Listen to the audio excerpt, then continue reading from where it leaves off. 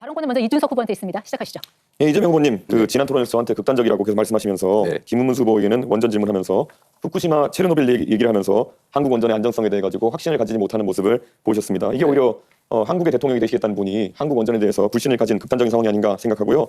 자, 그러면은 중국 원전에 대해서 한번 여쭤보겠습니다. 중국 동쪽 지역에는 원전이 많이 몰려 있고요. 이게 사고가 날 경우에는 대한민국 직격타인데 이건 어떻게 위험도를 평가하십니까? 저는 대한민국 원전을 불신한다고 한 바가 없어요. 안전성에 우려가 있다. 안전성에 우려가 있죠. 그 안전관리 비용이 엄청나게 많이 든다는 말씀을 먼저 드립니다. 사고는 잘 안 나겠죠. 그러나 사고가 날 경우는 엄청난 피해가 발생할 수 있다. 그게 50년에 한 번이든 100년에 한 번이든 그 점을 고려해야 되고, 중국 동해안에 원전들이 많이 있는 건 저도 아는데 그 점과 거기 원전 많으니까 우리나라에 원전 많아도 괜찮다, 그런 건 아니죠. 거기가 위험하니까 우리나라 위험해도 괜찮다, 그렇게 말하면 안 되는 거죠. 중국의 원전의 안전관리에 대한 특별한 대책이 혹시 있으십니까? 왜냐하면 지금 대한민국의 원전 산업이 수출 산업으로 유망하고 우리가 경험한 바로는 문재인 대통령께서 원전의 안전성에 대해서 꾸준히 의심하고 계시기 때문에 해외 세일즈 같은 것도 안 됐습니다. 근데 지금 이재명 후보의 발언대로라면은 대한민국 원전이 뭐 사고가 날 수 있기 때문에 결국은 안전하지 않다는 취지로 들릴 수도 있고, 지금 결국에는 뭐 중국에 대해서는 별말 안 하실 것 같은데 어떻게 받아들여야 됩니까? 역시 제 말을 좀 왜곡하지 않으면 좋겠다는 말씀 먼저 드리고요. 원전이 대한민국 원전이 위험하다, 더 불안하다라고 말한 바가 없어요. 그렇게 주장하지 않아요. 원전의 일반적인 위험성을 얘기하는 거죠. 또 원전이란 지금 당장은 싼 게 맞지만 폐기물 처리 비용이나 또 위험을 비용으로 환산했을 때 그걸 계산하면 엄청나게 비싼 에너지일 수도 있어요. 또 한 가지는 지금 이미 유럽에서는 원전 생산 원가보다 풍력 발전 원가가 더 떨어지고 있습니다. 이 점을 고려할 필요가 있어요. 그거 다 감안해가지고 원전이 더 싸다고 제가 그때 말씀드린 거고요. 그 LCOE라는 단가를 말씀드린 거고요. 그리고 지금 미세먼지 문제 때문에 이재명 후보께서 중국과 일본과 협력하겠다는 취지를 말씀하셨는데요. 네. 미세먼지는 편서풍지대에서 서쪽에서 날아 들어오는 것인데 일본과 어떤 협력을 하겠다는 건지가 애매하거든요. 결국 중국이 미세먼지의 원인의 대부분이라는 것을 말하는 데 있어가지고 일본이 개입할 여지가 있는지, 실제 일본 같은 경우에는 일본 대부분 지역이 중국발 미세먼지 영향권에서 벗어나 있습니다. 어떤 협력을 일본과 하시겠습니까? 글쎄요. 거기서 완전히 벗어나 있다는 것은 저는 우리 이준석 후보님 일방적 의견 같고요. 그게 한반도까지는 피해를 끼치는데 일본에는 전혀 피해를 안 끼친다, 일본에 아무 관심이 없다, 저는 그렇게 생각하지 않아요. 그리고 똑같은 피해 반경 안에 있기 때문에 저는 일본도 같은 입장에 있을 수 있기 때문에 일본과 협력해서 중국에 대응하면 우리 혼자 하는 것보다 훨씬 낫지 않겠느냐, 당연히 그렇게 생각합니다. 대한민국의 미세먼지 중에 중국발 영향력은 30에서 60% 수준으로 알려져 있고요. 일본에 미친 영향력은 2% 정도라고 알려 있습니다. 그렇기 때문에 데이터가 맞지 않는 이야기를 지금 하고 계신 것 같고요. 탈석탄, 감원전이라는 이야기 하셨습니다. 그러면 이 안에서 보통 우리가 봤을 때 기저전력을 무엇으로 해결하겠는가라는 질문을 하게 되는데요. 네. 에너지 수요는 갈수록 AI와 로봇의 발달로 늘어날 텐데 탈석탄하고 감원전 하면은 기저전력 수요가 늘어나는 것은 무엇으로 대응하시겠습니까? 지금 현재 상태도 원전의 비중이 32% 정도고, 현재 상태로는 새로 짓는 것도 있기 때문에 지금 있는 것만 해도 2060년까지는 쓸 수 있는 상태고요. 그 사이에 재생에너지니까 뭐 풍력이든 태양광이든 이 재생에너지 비중을 대폭 늘리고, 그 사이에 지금 막 급속도로 발전하고 있는 에너지 저장 시스템, 이걸 최대한 활용할 필요가 있고, 예를 들면 양수발전소라든지 이런 기존의 시스템을 활용할 여지가 많이 있죠. 양수발전소 같은 경우에는 또 다른 환경 파괴를 낳는다는 이야기가 있는데요. 결국에는 산을 깎아가지고 결국 많은 댐을 만들겠다는 것이고. 그렇지 않습니다. 그럼 에너지 저장하겠다는 기존의 것인데, 양수발전소들이 있잖아요. 예, 그런데 양수발전소의 기존 용량을 그러면은 최대한 활용하겠다는 말씀이신데 부족한 용량 아니겠습니까? 안 짓고 하겠다고요? 그렇게 단정하지 말라니까요. 제가 언제 양수발전소 용량을 늘린다고 했습니까? 그것도 하나의 예라는 거죠. 에너지 저장 시스템이라고 하는 건 다양한 방식이 있을 수 있습니다. 앞으로는 전국의 모든 전력망이 직영으로 다 연결이 되고, 밤에 예를 들면 안 쓸 때는 배터리에 전기를 빼서 다른 데 공급할 수도 있어요.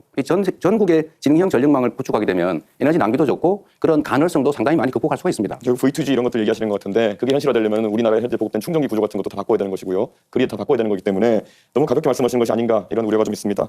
이재명은 합니다라고 하면서 대선 출마 선언하신 다음에요. 쌍방울의 지주회사였던 광림이 사업 다각화한다고 하면서 임시 유총을 열고 풍력 발전과 태양광 발전을 사업 목적으로 추가합니다. 그래서 결국에는 올해 25년 1월부터는 재생에너지 유지부 사업을 본격화한다고 있습니다. 이 광림의 투명 경영을 담당하는 분이 황윤석이라는 분인데, 이분이 감정평가사로 후보님 성남에 시장하실 때 성남에서 부동산을 모셨던 이준석 분입니다. 후보님, 예. 45초 남았는데 한 분에게만 질문하셨어요. 이런 분의 이름이 같이 나오는 것에 대해 가지고 재생에너지 관련해 가지고 혹시 이재명 후보가 대장동이나 아니면 여러 사건에서 결국 사적인 이익을 추구한 것이 아니냐는 의심 받는 것처럼 또 다른 의심 받을 수 있다, 저는 그런 생각을 하고 있습니다. 다른 후보 답변 시간 30초 보장해 주셔야 됩니다. 예, 그럼 권영국 후보님께 질문 드리겠습니다. 예, 지금 ESS를 이재명 후보께서 말씀해 주셨는데요. ESS 자체가 화재 사고가 빈번하기 때문에 어쩌면 지역별로 좀 혐오 시설 또는 기피 시설이 될 수 있다는 얘기가 있습니다. ESS가 기피 시설이 되면 이재명 후보 아이디어는 어떻게 실현할 수 있을까요? ESS 시설은 기술 발전으로 많이 이제 발전하고 있지 않습니까? 제가 자동차와 전기차를 타고 있는데 기존에 화재가 많이 났어요. 그리고 저장량도 매우 적었습니다. 지금 발전하고 있습니다. 고려해야죠.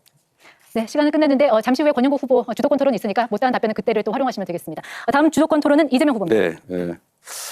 저는 이준석 후보식으로 모든 것을 비관적으로 보고, 지금 ESS 시스템 배터리에 문제가 있으니까 앞으로 대책이 없다 이렇게 얘기하는데, 기술 발전의 속도는 정말로 엄청나게 빠르다, 이 말씀을 먼저 하나 드립니다. 그리고 우리가 언젠가는 재생에너지 사회로 전환해야 돼요. 그걸 어떻게 자꾸 부정을 하고 이상한 소리를 하십니까? 그 황모신지는 뭐 제가 알지도 잘 모르겠는데 뭘 하는 사람인지 잘 모르겠어요. 자, 제가 김문수 후보님 한번 여쭤볼게요. 원전 비중을 60%로 하겠다고 하신 것 같아요. 네. 그런데 원전 하나 짓는데 보통 10년에서 15년 정도 걸립니다. 네. 그럼 앞으로 10년, 15년 후에 이제 원전 비중 올리겠다 그 말씀 같아요. 지금 있는 거는 어차피 있는 거잖아요.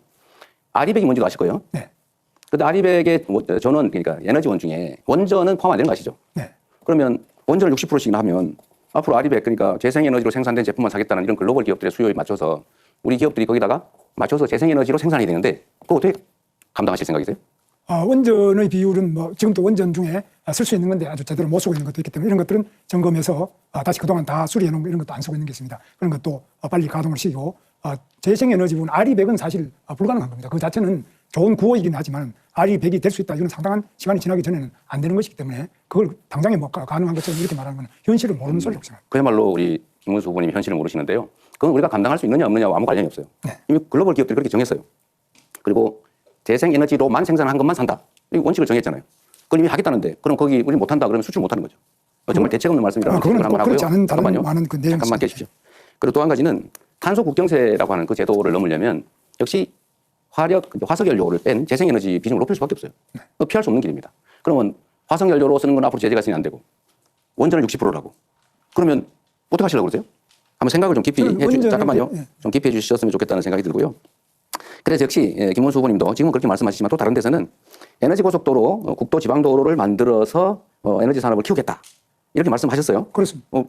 원전 60% 하시겠다면서 이 말씀하셔서 다행스럽 송전망, 전력망이 부족해가지고 호남 같은 경우는 2031년까지 재생에너지 발전을 금지해놨잖아요. 추가 그걸 안 해준단 말이에요. 그러니까 그 에너지 고속도로라고 하는 게 뭐 서울 간 고속도로 말하는 건 아니고 조밀하게 고속도로들, 고속 송전망들을 만들어서 어디서나 재생에너지 생산할 수 있게 생산해서 쓰는 거 쓰다 남은 것은 팔 수 있게 이렇게 해주자는 것이잖아요. 맞죠? 네, 맞습니다. 그러면은 지금 이 공약을 하셨는데 이거는 아까 원전 60%하고는 좀 안 맞는 것 같고 또 한 가지는 구체적으로 그러면 어떻게 이 재생에너지 고속도로, 에너지 고속도로 이걸 만들어서 어떻게 산업 발전하겠다는 건지 좀 구체적으로 말씀해 주실래요? 지금은 이제 재생에너지를 생산하더라도 버려지는 부분이 많은데 이것을 어떻게 하든지 효율적으로 촘촘하게 연결해서 이 부분에 낭비가 없이 소요초로 제대로 가장 효율적으로 연결하는 그런 여러 가지 지역마다 또 그 어떤 좀 특성마다 다 다르겠습니다. 네. 그걸 맞춰서 하고 또 원자력 부분에도 지금 현재 그렇게 생각하시는 것보다는 훨씬 더 빠른 속도로 원자력이 또 건설도 될 수 있고 재생에너지 관련된 예를 들어 우리나라 같으면 조력발전소 알겠습니다. 상당히 좋은 조건이 있어야 할 많이 있습니다. 어쨌든 김문수 풍력도 후보님 말씀을 들어보면 꽤 말씀이 여기저기 충돌하는 느낌이 좀 든다는 말씀드리고요. 어쨌든 저는 김대중 대통령의 정부화 고속도로, 또 박정희 대통령의 산업화 고속도로에 이어서 이 재생에너지 사회를 준비하는 에너지 고속도로로 새로운 산업 시대를 열어야 되겠다 하는 말씀을 드립니다. 이준수 후보님, 뭐 자료 숫자도 많이 말씀하시고 하는데 제가 좀 알아봤거든요. 말씀하시면 꼭 친중 뭐 이런 걸 걸어요. 그 중국과 뭔 관계했다고? 저는 가끔씩 그런 생각이 들어요. 이 젊으신 분인데 생각이 매우 올드하지 않냐 이런 생각이 들 때가 있습니다. 국제적인 것 같은데 매우 편협하다 이 생각이 들어요. 문제점 지적은 하는데 좀 대안이나 자기 정책을 분명하게 말씀하시는 게 부족하지 않을까 생각이 들어요. 일단은 전에 말씀하셨던 것 중에요. 풍력 산업이 중국을 위한 거다. 풍력 산업은 이렇게 말씀하셨잖아요. 그런데 제가 알아보니까 지금 운영 중인 국내 풍력 업체가 5개인데 지난 3년간에 정부 입찰에서 선정한 10개가 있어서 15개가 있어요. 이 풍력 산업 시설 중에서 국산 터빈이 2곳이고 나머지는 국산과 유럽산이래요. 그러니까 중국산은 2개밖에 없다는 거예요. 또 한 가지는 지난주에 5월 16일 가동한 5번째 신안 풍력단지 이거는 답변 시간 30초 보장해 주셔야 됩니다. 네, 그럴 겁니다. 터빈 너무 웃겨야 됐군요. 자, 전체적으로 계속 이게 중국이라는 단어만 나오면 본인이 친중이 아니라고 항변하시는데요. 그럴 필요 없고요. 사실 그래서 풍력 발전과 태양광의 대부분 장비라는 것이 택가리를 한다고 이제 많은 국민들이 알고 있는 겁니다. 그리고 지금 중국산 풍력 장비나 이런 것에 대해서 태양광 장비도 그렇고 결국 중요한 상황에서 안보적인 위기를 가져올 수 있는 킬 스위치 같은 것이 내장돼 있다는 이야기가 미국에서 나오고 있는 상황입니다. 그렇기 때문에 이재명 후보가 그것에 대해서 걱정 안 하는 것도 우려스러운 상황입니다. 네, 다음 주도권 토론 김문수 후보 시작하시죠. 그렇습니다.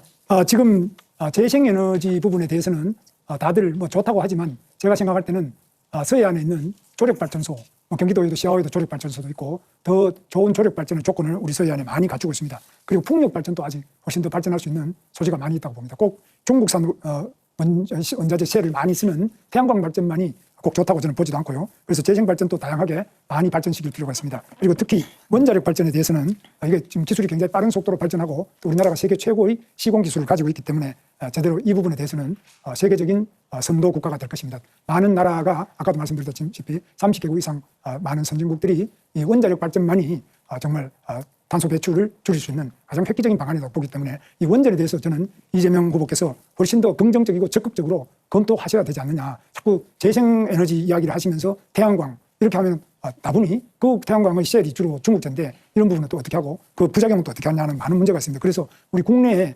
기술로서 원자력 발전에 대한 관심과 적극적인 정책이 절대 필요하다고 저는 보고 있습니다. 여기에 대해서 좀 더 적극적으로 원자력 발전의 그 필요성, 그 건설 필요성, 또 SMR이든지 이런 새로운 기술에 대한 투자, 집중적인 국가적 지원이 필요하다고 보는데 여기에 대해서 우리 이재명 후보께서 좀 대책을 밝혀주시면 좋겠습니다. 저는 원전이 위험한 에너지라는 점에 대해서는 뭐 생각이 여전한데, 다만 우리의 현실이 있기 때문에 이미 지어진 원전들은 계속 잘 쓰자.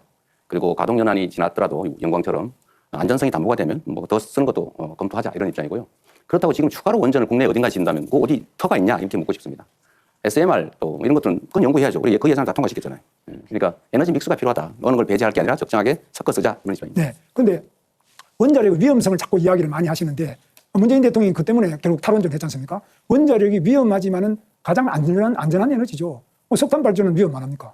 위험 안 한 게 어디 그럼 재생에너지가 위험 안 합니까? 그래서 그 안전성을 자꾸 이야기하면서 원자력 발전의 위험성을 무슨 판도라 영화 같은 거 이런 것처럼 그런 공상 과학 영화 이런 것들을 보고 그거 굉장히 위험하다. 아니면 과거에 기술이 아주 부진할 때 그때 원자력이 위험하다는데 원자력 혹시 안전연구소라든지 원자력 발전하는데 이런 데 가보셨습니까?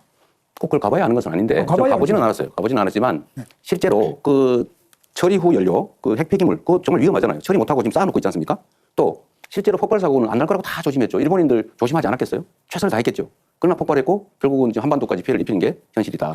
잠깐만요. 예. 체르노빌도 마찬가지죠. 지금 다른 나라에 이 사고들이 많기 때문에 가급적이면 재생에너지로 비중을 올린 게 맞다, 이런 생각이 말씀드립니다. 그런데 후쿠시마는 그 폭발하는 게 아니지 않습니까? 그건 해일로 인해 가지고 바다 속에 지진이 로 인한 해일 때문에 그것이 누수가 되고 많은 문제가 발생한 것이 원자력 발전소가 폭발한 것도 아니고 우리나라 원전의 시공 능력은 세계 최고 수준 아닙니까? 그래서 저는 이재명 후보께서 앞으로 정책을 하시더라도 반드시 현장을 가봐야 된다. 원자력이 위험하다고 하려면 원자력 발전소로 가보든지 원자력 연구소도 대전에 가실 때 한번 들러보세요. 그리고 경상도 가시면 표만 보지 말고 원자력 좀 가보셔야지만 거기서 저 사람이 정말 제대로 미래를 알구나. 그거 뭐 얼마나 고리, 경주 또 울진 얼마나 원자력이 많습니까? 가시는 김에 뭐 한번 들러가지고 이게 정말 안전하냐 사실이냐 이렇게 확인하는 것이 절대 필요하다고 보고요. 우리 이준석 후보님 어떻습니까? 원자력의 그 위험성에 대해서 과장된 이런 우리 미신 같은 게 많이 있다고 보는데 이거 어떻게 하면 좀 카이스트 같은 데서도 이런 연구도 좀 하시는 거 아닙니까? 당연하죠. 그리고 이재명 후보가 아까 원전을 가보지도 않았다라고 말씀하시는 것에서 얼마나 이념에 경도되어가지고 원전에 대한 오해를 하고 계신지를 좀 우리 국민들께서 아실 것 같다, 이런 생각이 듭니다. 지금 아까 제가 물어봤을 때도 탈석탄 감원전 하겠다 그러면 기저전력을 어떻게 마련하겠느냐, 거기에 대한 대안이라면은 조금 더 깨끗한 원자력 에너지, 예를 들어 핵융합이나 이런 것들이 나올 줄 알았는데 그것을 진행하겠다는 이야기가 아니라 결국에는 풍력, 태양광 이렇게 해서 우리나라에서 경제성이 떨어지는 선택들을 하겠다고 하는 것이거든요. 우리 김문수 후보 잘 아시겠지만은 그 유럽의 북해나 이런 데 가면은 정말 양질의 풍력 자원이 있고 그를 통해 가지고 재생에너지 비율을 높여나가는 나라도 있지만은 대한민국 같은 경우에는 지난 토론에 제가 지적했지만 태풍의 경로상에 남해안 그 풍력 발전소들이 위치하게 되는 것이고 태양광 발전 조건 같은 경우에는 다른 나라보다 안 좋은 것이 사실입니다. 그럼 이게 나중에 다 비용이 돼 가지고 우리 산업이 사실 전기요금에 얼마나 많은 영향 받습니까?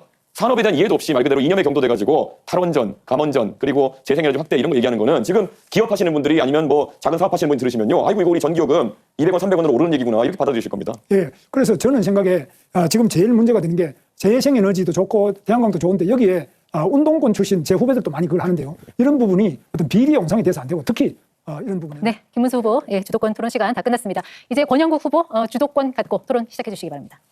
네네. 먼저 이준석 후보에게 먼저 묻겠습니다.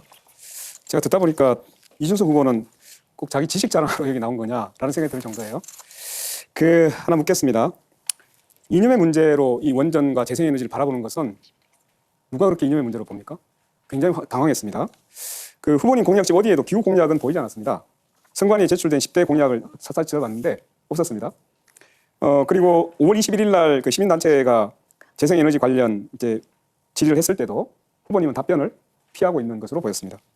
자, 그러면 청년을 대표한다고 하면서 미래 세대가 가장 관심을 갖는 기후 공약을 단 하나도 제시하지 않았다는 건데 이거 어떻게 해야 돼요? 저희는 당 차원에서 총선 때부터 당 공약으로 아이백과 그리고 CF백과 같은 국제적인 기준이 있는 환경 규제에 대해 가지고는 저희가 잘 쫓아갈 수 있도록 하겠다라는 입장을 밝힌 바 있고요. 저는 기후 환경에 대해 가지고 젊은 세대가 가진 방향성이 딱 이것이다라고 우리 권영국 후보님께서 규정하지 않으셨으면 좋겠습니다. 방금 저와 김문수 후보가 나눴던 대화 같은 것들도요, 충분히 젊은 세대의 공감을 사고 있는 경우도 있고, 특히 거기에 더해서 원자력 발전에 대한 부분은 이미 지난 문재인 정부의 이념적인 행동 때문에 이념적이라고 판단하는 국민들이 있는 거 아시지 않습니까? 네, 거기까지 듣겠습니다. 예. 지구를 살리겠다라고 나서고 있는데 그것을 이념 문제로 치부한다는 것은 오히려 이준석 후보가 지금 기후 문제와 에너지 문제를 이념 문제로 갈라치고 있는 거 아니냐라는 말씀을 하나 드리겠습니다. 그리고 제가 왜 그러면 당에서 했던 것을 후보 공약에는 하나도 집어넣지 않았을까? 혹시 단일화를 염두에 둔 거 아닐까요? 이런 질문이 들었어요. 기후 공약이 없으면 단일화하는 겁니까? 그래서 제가 별칭 하나를 한번 드리겠습니다. 네. 기후 없는 이준석 어때요? 굉장히 좋은 것 같은데. 자, 그러면 다음 이재명 후보에게 네. 묻겠습니다. 그 2024년 현재 발전 산업의 46%가 네. 민간 기업이 소유하고 있습니다. 이런 추세라면 네. 2040년에는 외국계 자본과 대기업이 발전 산업의 90%를 차지하게 될 겁니다. 자, 국부가 유출되고 대기업의 배만 불려주게 되는데 민영화로 당연히 전기료는 올라가겠죠. 이렇게 되면 그 피해는 국민들에게 전가될 겁니다. 재생에너지 해상풍력 사업이 특히 그렇습니다. 이 민영화가 아니라 공공이 50% 이상 주도해야 한다고 저는 생각하고 있습니다. 후보님, 제 의견에 동의하십니까? 그 비율이 얼마인지는 뭐 논의해봐야 되겠지만 저는 최소 30% 정도를 해당 지역 주민들에게 사업권을 주는 게 맞다. 지금 신안 같은 경우는 그걸 통해서 햇빛 연금이라고 주민들한테 배당을 해주고 있지 않습니까? 저는 그건 대폭 확대해야 된다고 생각해요. 자, 그러면 우리가 이제 이 공공이 주도하느냐 네. 아니면 민간 대자본이 주도하느냐에 따라 가지고 결국 나중에 보면 전기료를 결정하는 게 민간이냐 그렇습니다. 대자본이냐 여기에 따라서 매우 위험한 상태가 될 거라고 보거든요. 그렇습니다. 이것을 주도하기 위해서는 공공주도 에너지로 갈 수 있도록 그렇게 한번 검토를 부탁드리겠습니다. 네, 뭐 저도 전적으로 다음으로 공감합니다. 하겠습니다.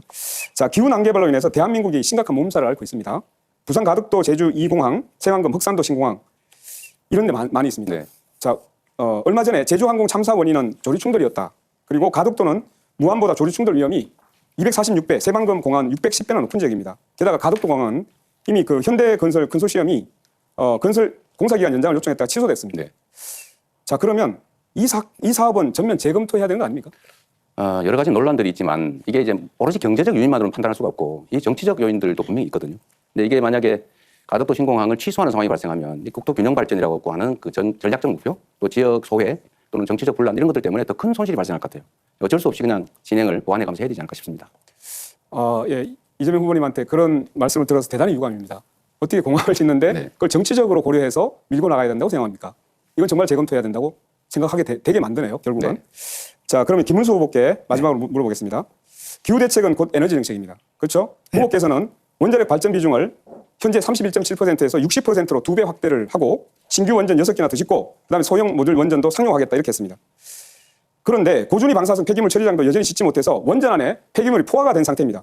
원전 비중 2배 올리면 폐기물 2배로 나올 텐데 신규 핵 발전소와 폐기물 처리장은 어느 지역에 건설하시겠습니까? 답변하세요. 그 부분은 이제 여러 가지 공모를 통하고 또 앞으로 원전 폐기의 기술을 높이면서 지역 보상도 높여서 잘 결정할 수 있습니다. 세계적으로 고준위 핵 폐기물 처리장을 만든 곳은 핀란드라는 아주 특이한 나라에 딱 한 군데밖에 없습니다. 화장실 없는 아파트를 계속 짓자는 얘기 아닙니까? 아파트 지어가지고 화장실 없으면 그거 어떻게 처리할 거예요? 정말 이해할 수 없는 이야기를 계속 하고 있어서 핵 폐기물은 얼마나 위험한지를 아시지 않습니까? 지금 후쿠시마에서도 로봇으로도 처리 못하는 게 핵 폐기물입니다. 고준위 핵 폐기물. 네, 이렇게 공약 검증 토론